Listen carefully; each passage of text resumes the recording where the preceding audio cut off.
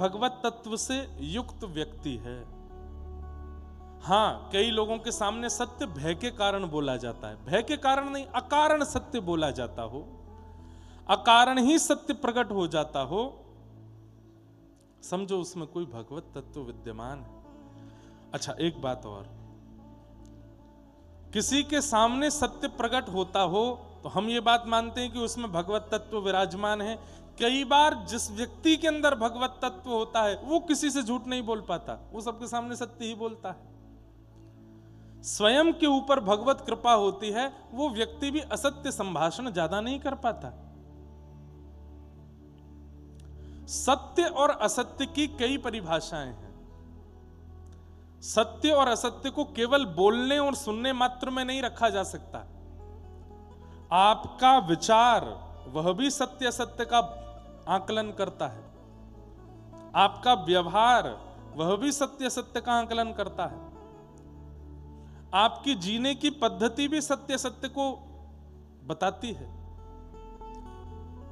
अब कई लोग हैं वो वैसे तो खूब उपद्रव करते हैं, सब खाते हैं, सब पीते हैं, सब उल्टी सीधी चीजें करते हैं, पर जब वृंदावन आना हो, जब अपने किसी धाम में तीर्थ में जाना हो तो इतने बड़े भगत बन के जाते हैं कि रात में भी सोते हैं तो तिलक लगा के ही सोते हैं। कंठी माला पहने बिना कई वृंदावन में हाथ में माला झोली लिए ही घूमेंगे, उनका बस नहीं चलता, नहीं तो भोजन भी वो उल्टे हाथ से करें, इसमें माला ही जपते रहें। मैं किसी की निंदा नहीं कर रहा हूं, पर यह भी एक प्रकार का असत्य है। ठाकुर जी को मन में लगता है तो इतनी माला वास्तव में मन से करता है, बस दिखाने के लिए नहीं करना है, वह भी असत्य है, उसको भी ठाकुर जी स्वीकार नहीं करते। जो केवल दिखावे के लिए, केवल लोक रंजन के लिए ऐसी भावनाएं चित्त में रखता है। हमारे वृंदावन में जिन्होंने श्री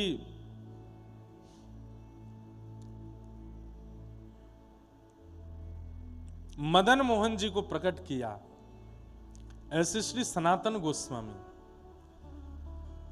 सनातन गोस्वामी पाद के चरित्र में आता है, और लगभग सब संतों के चरित्र में ऐसी भावना आपको लगेगी कि 24 घंटे दिन भर में होते हैं, उससे 20 घंटे वो केवल भजन करते हैं, 21 घंटे भजन करते हैं, 22 घंटे भजन करते हैं, बाकी के बचे 2 घंटे में सोना भी होता है, स्नान भी होता है, शयन भी होता है, सब कुछ होता है।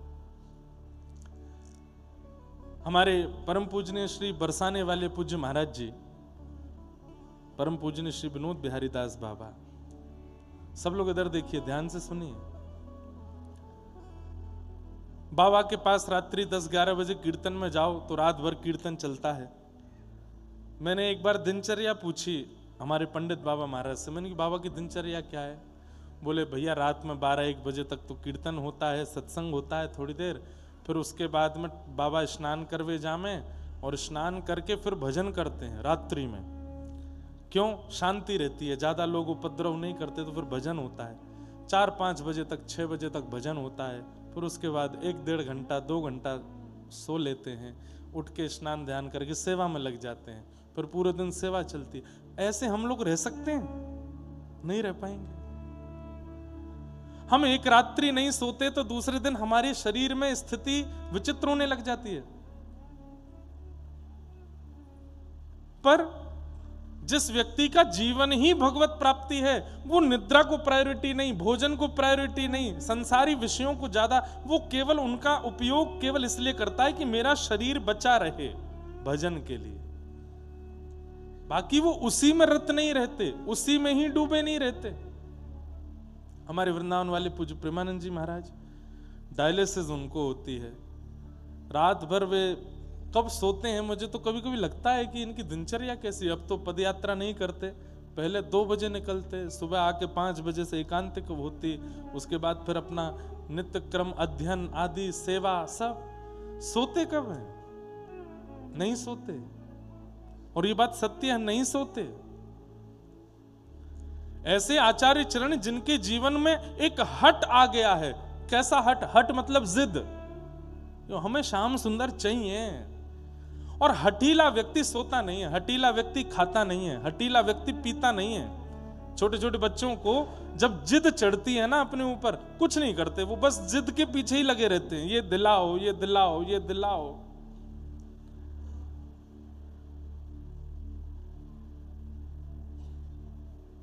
लेकिन भगवत प्राप्ति की हट प्रेम से युक्त होती है।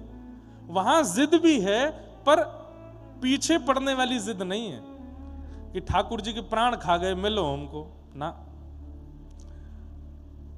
जैसे राखो तैसे रहूं,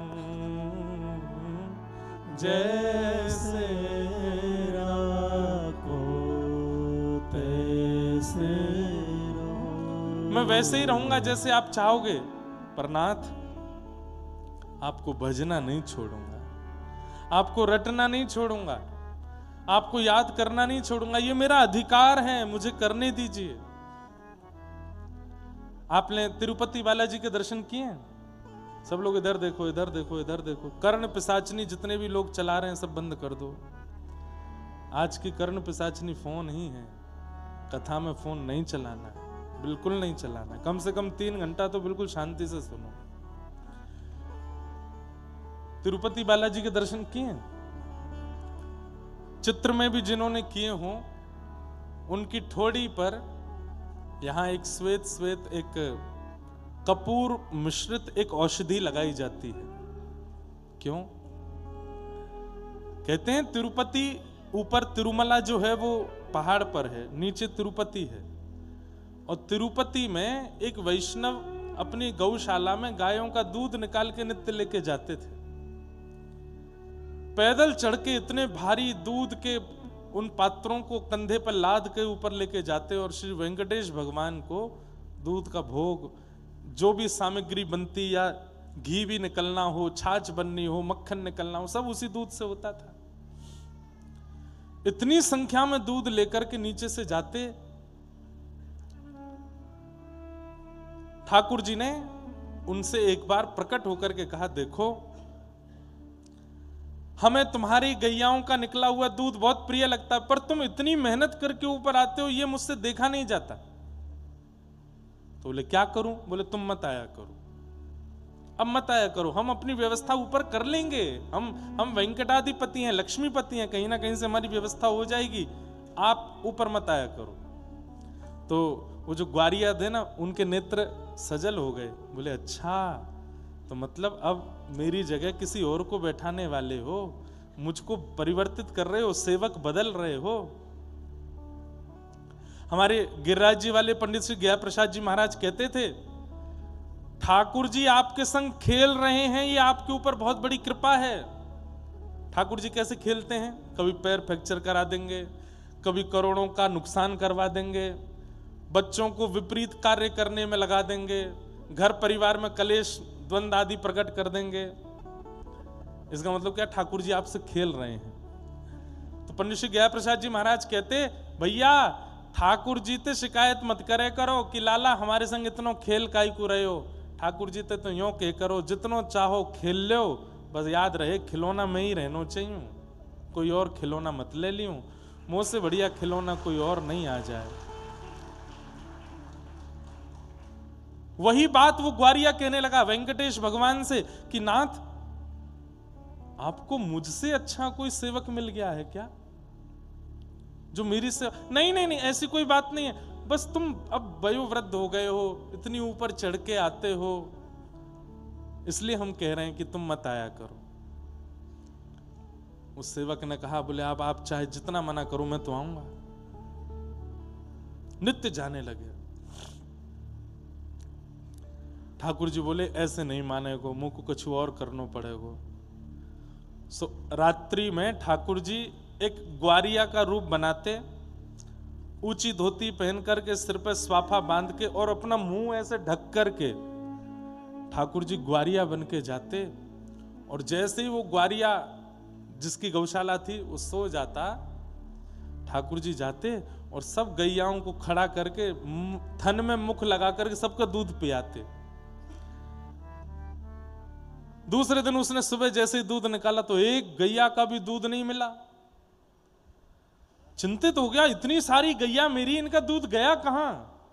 ठाकुर जी आके पी जाते रात में, और ठाकुर जी स्वयं आते, आकर के गैयाओं का स्पर्श करते तो गैया इतनी मंत्रमुग्ध हो जाती कि कुछ ना रम्माती ना चिल्लाती, कुछ नहीं कहती, ठाकुर जी को दूध पीने देती।